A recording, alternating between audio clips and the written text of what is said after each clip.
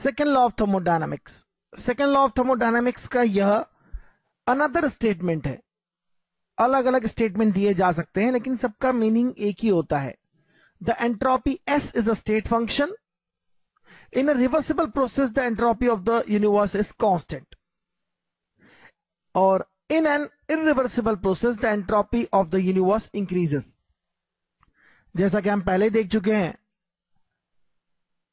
Hot object से lower temperature वाले object पर हीट फ्लो होता है।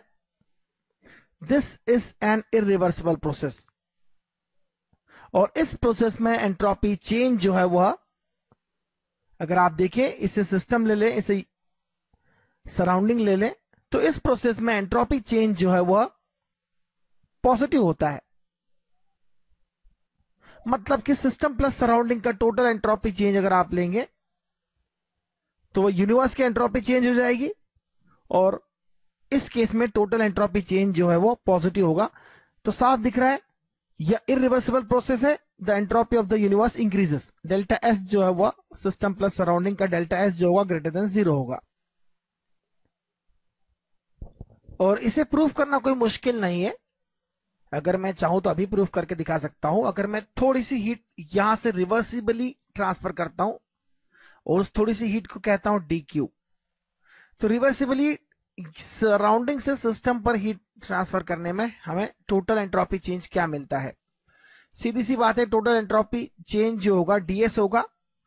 जो कोल्ड ऑब्जेक्ट के लिए एंट्रोपी चेंज जिसे हम सिस्टम ले रहे हैं ds होगा, और हॉट ऑब्जेक्ट के लिए एंट्रोपी चेंज होगा dsh। अब आप देख सकते हैं dq हीट जो है वह रिवर्सिबली यहां से यहां गई है। बहुत small amount of heat transfer हुआ है और रिवर्सिबली हीट यहां से यहां ट्रांसफर हुई है। थोड़ी देर के लिए हम यह एज्यूम करते हैं।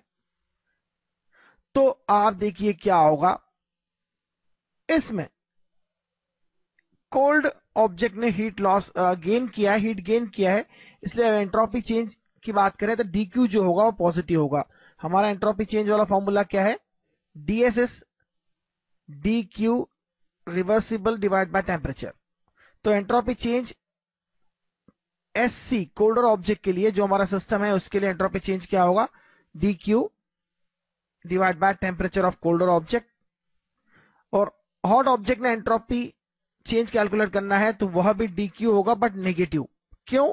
क्योंकि उसने हीट लॉस किया है। हीट लॉस अगर करता है कोई तो उसके लिए dq नेगेटिव होगा। तो हीट लॉस किया है हॉटर ऑब्जेक्ट ने, जो कि सराउंडिंग है, तो सराउंडिंग ने हीट लॉस किया तो उसके लिए dq नेगेटिव होगा, T hot. This is very clear. TH is greater than, TH जो है वो TC से ग्रेटर है। TH is greater than T cold. और इस केस में यह टर्म जो है छोटी होगी, यह टर्म बड़ी होगी। इसका मतलब ds जो है ग्रेटर देन 0 है। तो हमने वेरी स्मॉल हीट ट्रांसफर के लिए इसे वैलिड अगर लिया है, तो इसी को आप अगर इंटीग्रेट करेंगे तो आप यह देखेंगे कि यह ds डेल्टा s होगा जो कि ग्रेटर देन 0 होगा। और ऐसा स्मॉल चेंज ऑफ हीट जो है वो रिवर्सिबल प्रोसेस में लिया गया है।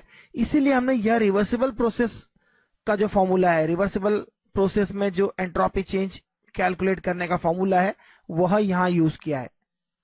हालांकि यह प्रोसेस अगर थोड़े मोमेंट के लिए नहीं होती है, लॉन्ग मोमेंट्स के लिए होती है, लंबे समय के लिए होती है, तो जैसा कि हम जानते हैं यह इरिवर्सिबल है। और इरिवर्सिबल प्रोसेस में अगर आप इसे पूरे स्पान में देखेंगे तो डेल्टा एस ग्रेटर देन 0 होगा। और विदाउट एनी एक्सटर्नल एजेंसी आप हीट यहां से यहां नहीं ला सकते। इसका मतलब यह एक सिस्टम है, यह एनवायरमेंट है, और पूरा यह मिलकर एक यूनिवर्स हो गया। और इस यूनिवर्स की एंट्रोपी जो है वो इंक्रीज हो रही है। That we have already said in second law of thermodynamics in another lecture. तो हम देखते हैं एंट्रोपी कैलकुलेशंस कैसे करना है। और एंट्रोपी कैलकुलेशन करना तो हमारा एम है ही। हमें यह समझना होगा कि स्पॉन्टेनिटी का क्या क्राइटेरिया हो सकता है। तो आगे देखते हैं हम।